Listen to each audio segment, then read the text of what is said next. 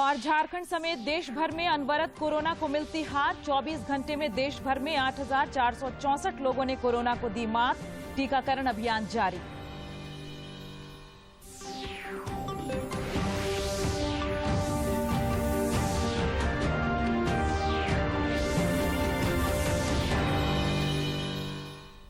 नमस्कार, खबरें झारखंड में आपका स्वागत है। मैं हूं प्रियंका और समाचारों में आगे बढ़ने से पहले ये जरूरी संदेश।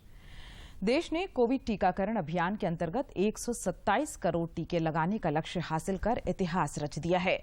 इस महत्वपूर्ण कार्य में योगदान करने वाले चिकित्सकों, नर्सों और अन्य स्वास्थ्य कर्मियों का दूरदर्शन अभिनंदन करता है।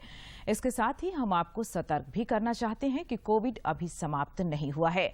आप सभी से हमारी अपील है कि यथाशीघ्र दोनों टीके लगवाएं और अन्य लोगों को भी टीके लगवाने के लिए प्रेरित करें। मास्क लगाएं और 2 गज की सुरक्षित दूरी बनाए रखें। बार बार हाथ धोएं और चेहरा साफ रखें। कोविड से संबंधित जानकारी और मार्गदर्शन के लिए राष्ट्रीय हेल्पलाइन काम कर रही हैं। इनके नंबर हैं 011-2397-8046 और 1075। इसके अलावा राज्य हेल्पलाइन नंबर 104 डायल कर समस्या का त्वरित समाधान लिया जा सकता है। और अब समाचार विस्तार से। नई दिल्ली में जमाकर्ता प्रथम 5 लाख रुपए तक के समयबद्ध जमा राशि बीमा भुगतान की गारंटी विषय पर एक समारोह का आयोजन हो रहा है, जिसमें प्रधानमंत्री नरेंद्र मोदी शिरकत कर रहे हैं। श्रवण कुमार शर्मा, जो Sikar Rajasthan Sikar urban cooperative bank के खाता धारक थे, वो कृपया मंच पर आए।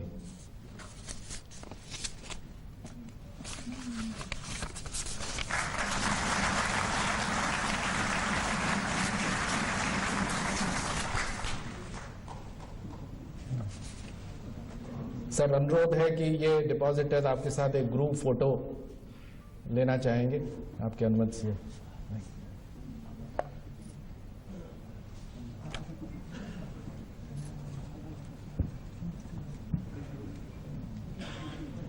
जल्दी जल्दी ले जाओ।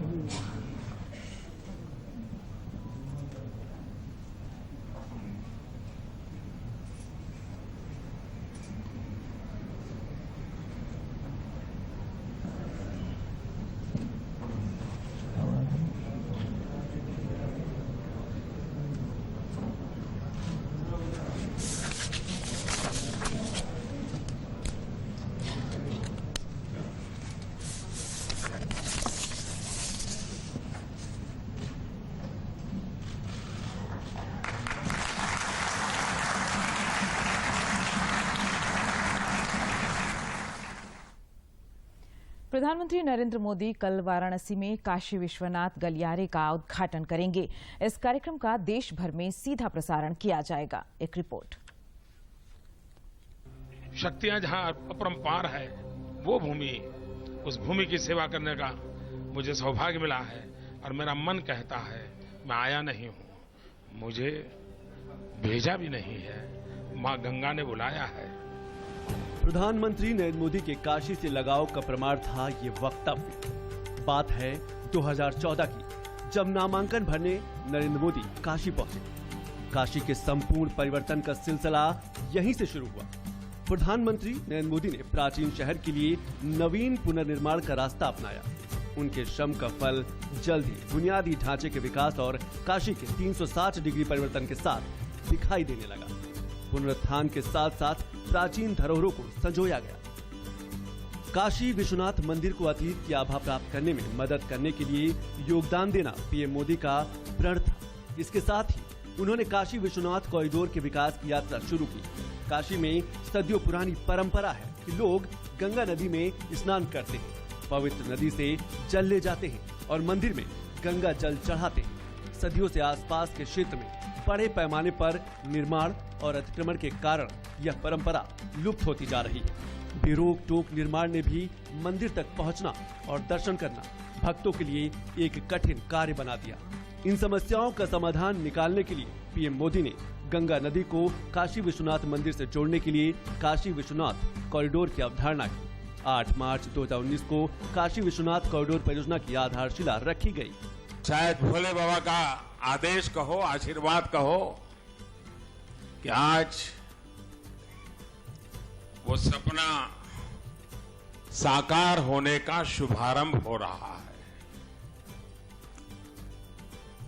ये काशी विश्वनाथ धाम एक प्रकार से ये भोले बाबा की मुक्ति का पर्व है कि ऐसे जकड़ा हुआ था हमारा बाबा, चारों तरफ दीवारों में फंसा हुआ था। शायद पता नहीं कितनी सदियों तक सांस लेने भी दिक्कत रही होगी। अब पहली बार अगल बगल की कई इमारतों को एक्वायर किया गया। भोले बाबा को तो मुक्ति मिलेगी, लेकिन भोले बाबा के भक्तों को विशालता की अनुभूति होगी। पीएम का विजन इस कॉरिडोर को इस तरह से बदलना था कि यह न केवल तीर्थयात्रियों के आध्यात्मिक उत्साह को बनाए रखे, बल्कि उनकी अपेक्षाओं से भी आगे बढ़े, ताकि उनका मन आनंद से भर जाए। इसी को ध्यान में रखते हुए कॉरिडोर का काम शुरू हुआ।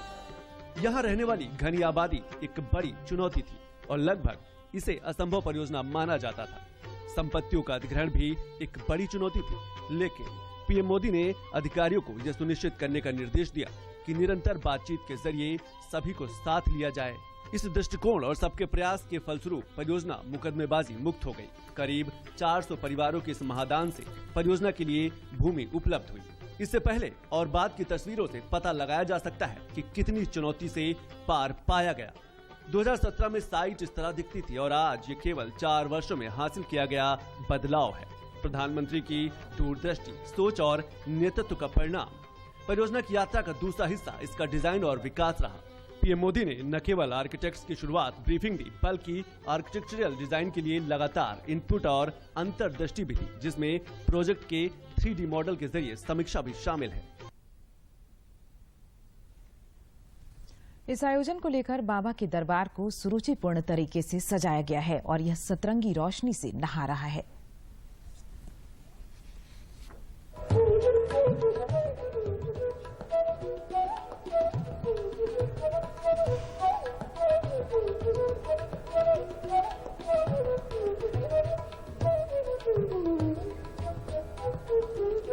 काशी विश्वनाथ मंदिर के भव्य और दिव्य रूप के लोकार्पण के लिए पूरा काशी इंतजार कर रहा है, पूरा देश भी इंतजार कर रहा है। लेकिन काशी में चूंकि ये लोकार्पण का कार्यक्रम होना है, इसलिए यहाँ पर कुछ माहौल खास है। आप हमारे पीछे देख सकते हैं, इसी तरह से रोशनी से पूरे शहर को नहलाया गया है। हर जगह, हर चौराहे को इसी तरह से रोशनी से जगमग किया गया है। काशी में खासतौर से कई कार्यक्रम आयोजित किए गए हैं। सबसे अहम कार्यक्रम यह है कि पिछले 1 हफ्ते से स्वच्छता का कार्यक्रम चल रहा है। हर चौराहे को, हर गली को साफ किया जा रहा है और इसमें सफाई का काम काशी के लोग खुद कर रहे हैं। प्रधानमंत्री कार्यालय ने कहा है कि प्रधानमंत्री नरेंद्र मोदी का ट्विटर हैंडल कुछ समय के लिए प्रभावित हुआ। पीएमओ ने ट्वीट कर बताया कि इस मामले की जानकारी ट्विटर को दे दी गई और उनके ट्विटर हैंडल को तुरंत सुरक्षित कर दिया गया है।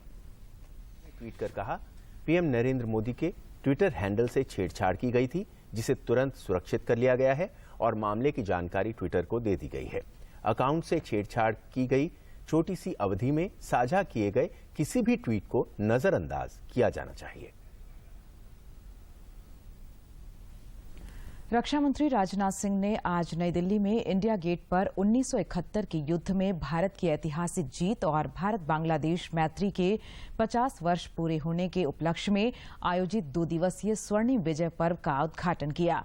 इस दौरान अपने संबोधन में उन्होंने दिवंगत सीडीएस बिपिन रावत को भी याद किया। मीडिया के मेरे मित्रों, देवियों और सज्जनों, आज हम सभी यहाँ इंडिया गेट पर 1971 के भारत पाकिस्तान युद्ध के स्वर्णिम विजय वर्ष के अंतर्गत आयोजित विजय पर्व को मनाने के लिए एकत्रित हुए हैं। यह पर्व भारतीय सेनाओं की उस शानदार विजय के उपलक्ष्य में है जिसने दक्षिण एशिया के इतिहास और भूगोल दोनों को बदल दिया था। 1971 के भारत पाक युद्ध में भारतीय सेना ने जिस अदम्य साहस, शौर्य और पराक्रम का परिचय दिया, वो हर एक भारतवासी के लिए एक अत्यंत गर्व का विषय रहा है। यह विजय पर्व देश की सेनाओं के प्रति हर भारतवासी के मन में एक सम्मान का भी पर्व है। साथियों, इस आयोजन के लिए मंत्रालय को यहां मैं बधाई देता हूं, वहीं समस्त देशवासियों को भी अपनी तरफ से हार्दिक बधाई देता हूं। मुख्यमंत्री हेमंत सोरेन ने जन कल्याणकारी योजनाओं की प्रभावी क्रियान्वयन पर बल दिया है। हजारीबाग में एक कार्यक्रम को संबोधित करते हुए उन्होंने कहा कि जल्द ही राज्य में विस्थापन आयोग का गठन किया जाएगा। श्री सोरेन ने युवाओं को रोजगार से जोड़ने तथा उन्हें स्वावलंबी बनाने पर भी बल दिया। 2.5 लाख से अधिक शिकायतें आई हैं और ये बताते हुए मुझे काफी हर्ष हो रहा है कि उन 2.5 लाख में 2,20,000 लगभग एप्लीकेशन का निष्पादन कर दिया गया है। और ये समस्या का समाधान जो आप महीनों पंचायतों से प्रखंड आकर के जिला आकर के नहीं हो पाता था, वो अब सभी आपके दरवाजे में, आपके पंचायत में हो रहा है। और अब चलते हैं विज्ञान भवन, जहां प्रधानमंत्री नरेंद्र मोदी सीधा संबोधन कर रहे हैं।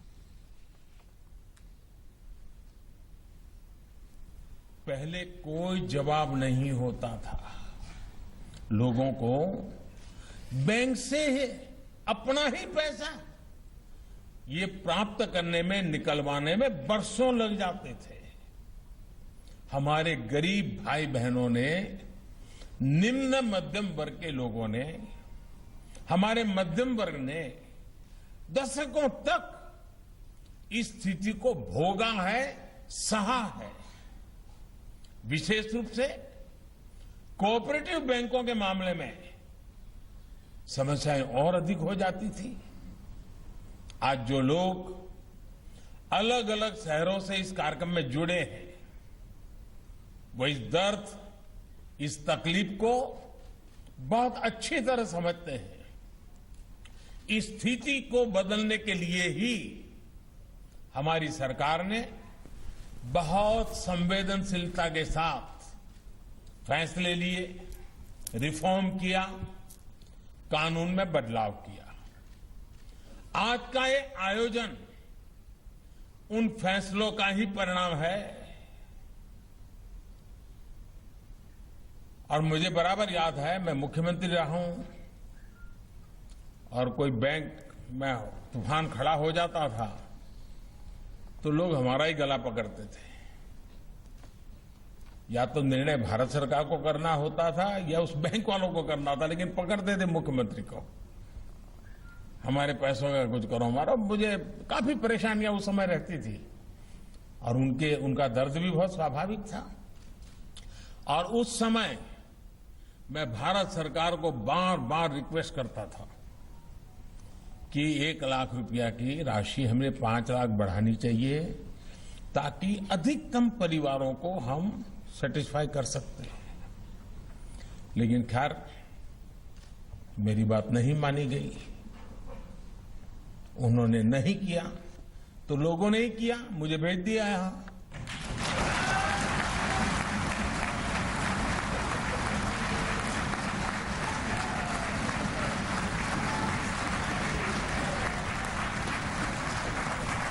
मैंने कर भी दिया।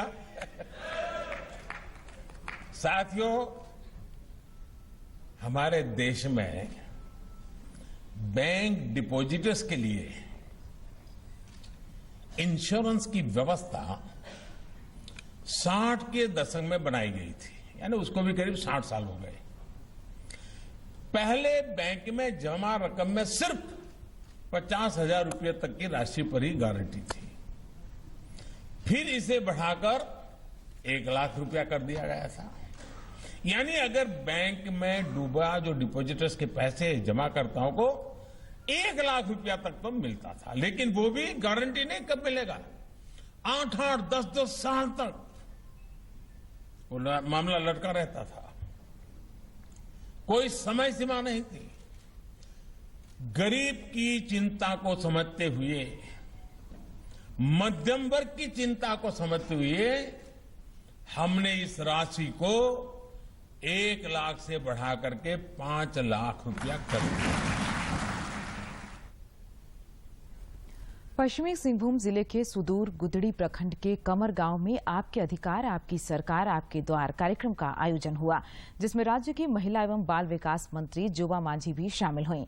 इस दौरान स्टॉल लगाकर ग्रामीणों को योजनाओं का लाभ दिया गया तथा कुछ सामग्रियों का वितरण भी हुआ।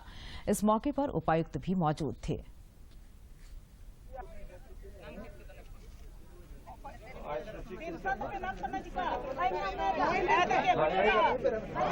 ज्यादा बेहतर होगा।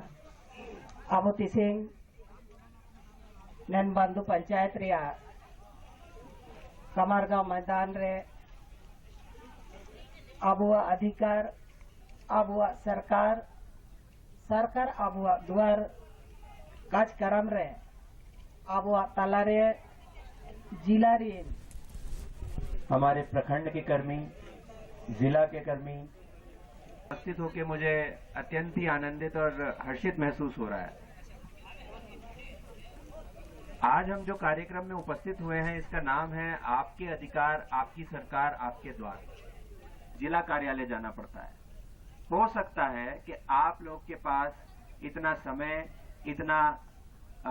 इतना सब चीजें ना उपलब्ध हो कि आप बार बार ऐसी जगहों पर जाकर अपने आवेदन जमा कर सकें या फिर अपनी शिकायतें कह सकें।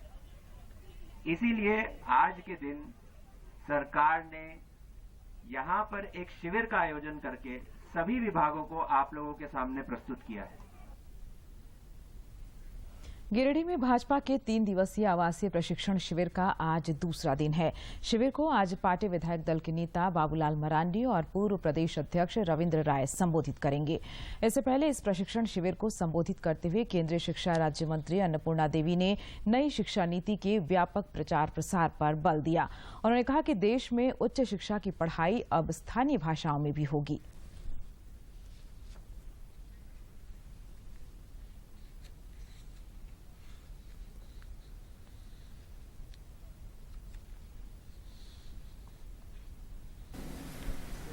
के लोगों की जो अपेक्षा थी निश्चित रूप से उस तक पहुंचाने का काम हम करेंगे।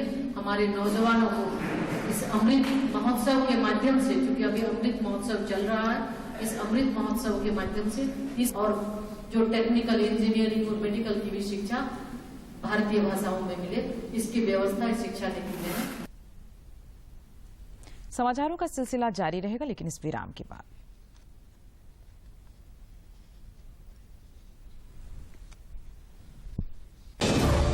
झारखंड सरकार आएगी आपके द्वार।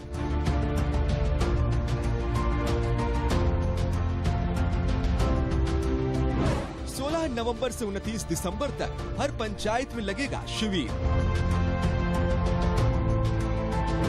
समस्याओं का त्वरित होगा निष्पादन। आप अपनी भागीदारी सुनिश्चित करें और इस अवसर का लाभ उठाएं। सूचना एवं जनसंपर्क विभाग झारखंड सरकार द्वारा जनहित में जारी। प्रादेशिक समाचार में आपका फिर स्वागत है। ग्रामीण विकास विभाग के सचिव डॉक्टर मनीष रंजन ने वीडियो कॉन्फ्रेंसिंग के माध्यम से मनरेगा योजना की उच्च स्तरीय समीक्षा की तथा योजनाओं को ससमय पूर्ण करवाने और रोजगार सृजन को लेकर पदाधिकारियों को टास्क सौंपे। उन्होंने कड़े शब्दों में कहा कि लक्ष्य के अनुरूप कार्य पूर्ण नहीं होने पर कार्रवाई की जाएगी। मौके पर मनरेगा आयुक्त राजेश्वरी बी भी मौजूद थीं। केंद्र सरकार ने राज्यों से कहा है कि वे कोरोना के मामलों पर पैनी नजर बनाए रखें और संक्रमण की फैलाव की रोकथाम के लिए जिला स्तर पर जरूरी कदम उठाएं। राज्यों के मुख्य सचिवों और प्रशासकों को लिखे पत्र में केंद्रीय स्वास्थ्य सचिव राजेश भूषण ने कहा कि किसी भी जिले में कोरोना संक्रमितों की संख्या में तेजी पाए जाने पर तुरंत कार्रवाई की जानी चाहिए ताकि संक्रमण को सीमित रखा जा सके।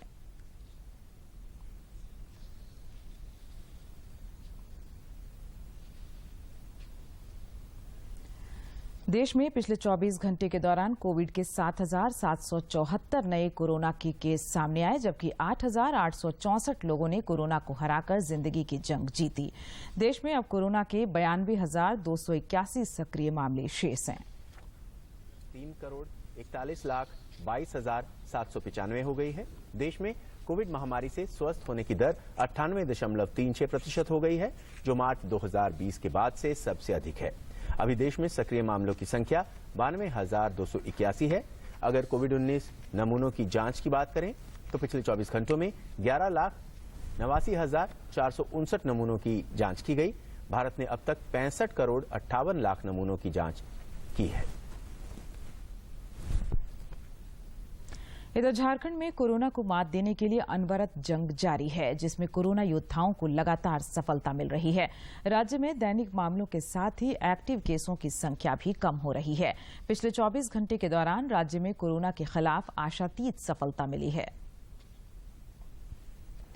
देश में कोविड के खिलाफ जारी जंग में टीकाकरण अभियान तेज गति से चल रहा है और नित नए कीर्तिमान गढ़े जा रहे हैं।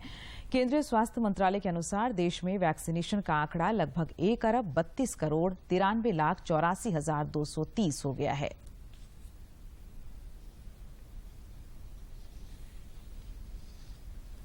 केंद्र सरकार कोरोना के दौर में गरीब और वंचित वर्गों का पूरी संवेदनशीलता के साथ ख्याल रख रही है। ताजा आंकड़े के मुताबिक प्रधानमंत्री गरीब कल्याण अन्न योजना के तहत केंद्र सरकार ने अब तक 7,59,00,000 मीट्रिक टन खाद्यान्न आवंटित किया है, जिसमें से 5,49,00,000 मीट्रिक टन खाद्यान्न गरीबों को वितरित हो चुका है। और अब कुछ खबर राज्य के विभिन्न जिलों से।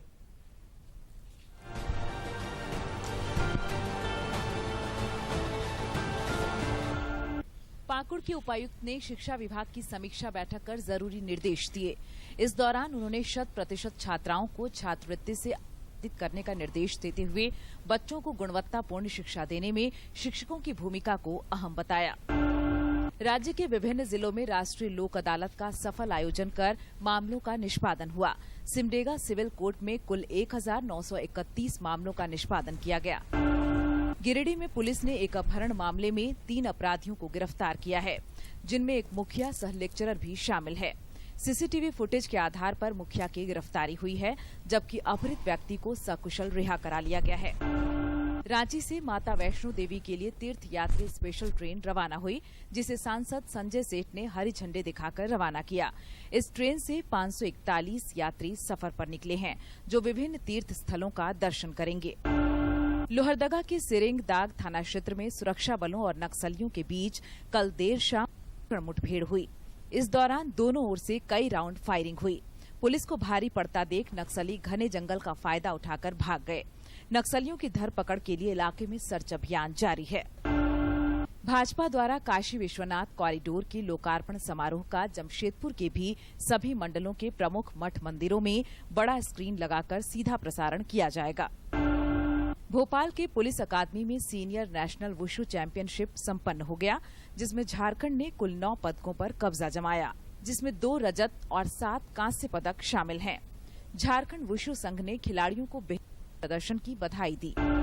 जेएससीए अंतर जिला 16 वर्ष से कम आयु वर्ग के क्रिकेट प्रतियोगिता के खिताबी मुकाबले में रांची की टीम ने मेजबान धनबाद को पराजित कर टूर्नामेंट अपने नाम किया। रांची ने पहले खेलते हुए निर्धारित 50 ओवर में 9 विकेट खोकर 242 रन बनाए थे, जिसके जवाब में धनबाद की टीम 149 रन ही बना सकी।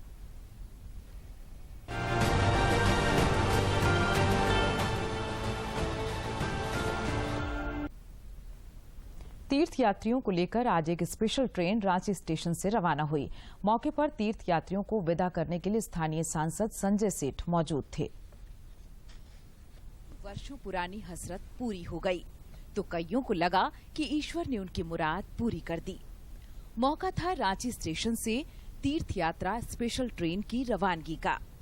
ढोल बाजी और जयकारे के साथ तीर्थ यात्रियों को विदा किया गया।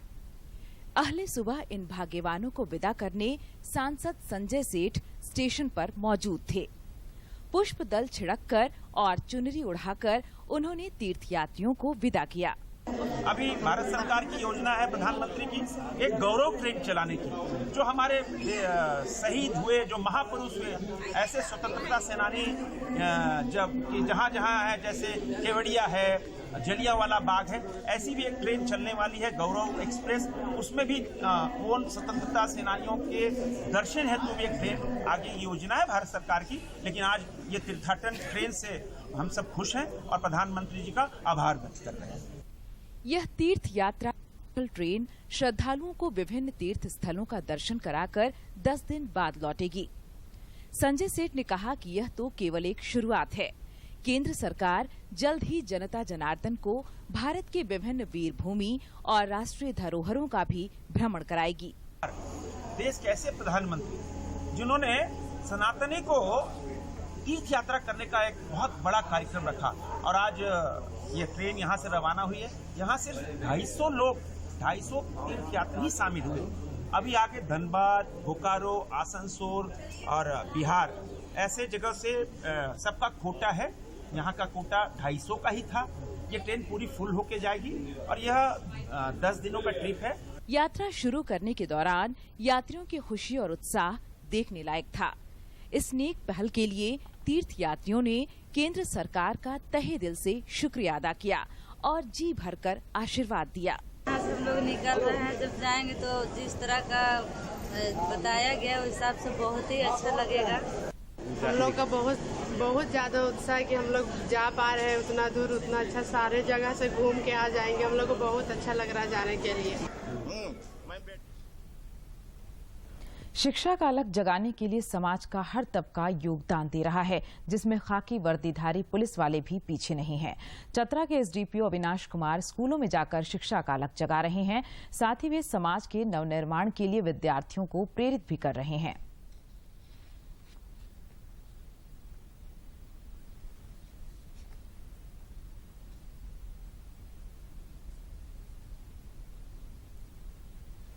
राष्ट्रकवि मैथिली शरण गुप्त की आज पुण्यतिथि है। और अब अंत में मुख्य समाचार एक बार फिर।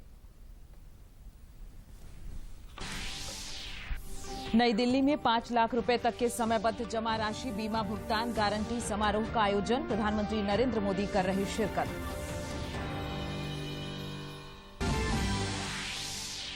मुख्यमंत्री हेमंत सोरेन ने रोजगार सृजन और जन कल्याणकारी कार्यों पर दिया बल, राज्य में विस्थापन आयोग का जल्द होगा गठन।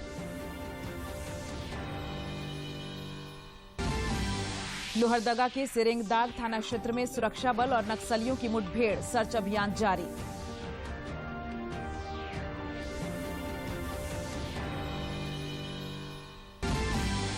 और झारखंड समेत देश भर में अनवरत कोरोना को मिलती हार, 24 घंटे में देश भर में 8,464 लोगों ने कोरोना को दी मात, टीकाकरण अभियान जारी।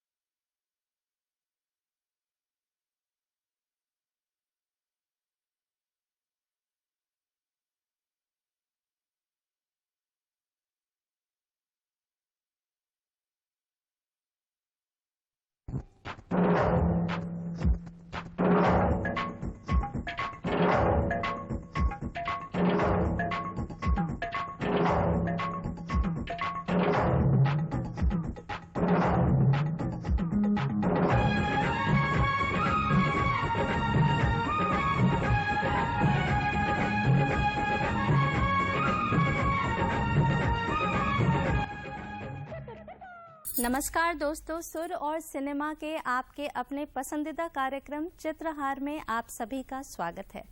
और मैं अनामिका लेकर आ गई हूँ वो बेमिसाल नगमे जिसका आपको बेसब्री से रहता है इंतजार। आइए इस संगीत में सफर का आरंभ करते हैं आनंद बख्शी के लिखे इस खूबसूरत गीत के साथ, मनोज कुमार और माला सिन्हा के साथ। आइए कुछ पलों तक हम भी खो जाएं हिमालय की गोद में। चांद सी महबूबा हो मेरी कब ऐसा मैंने सोचा था।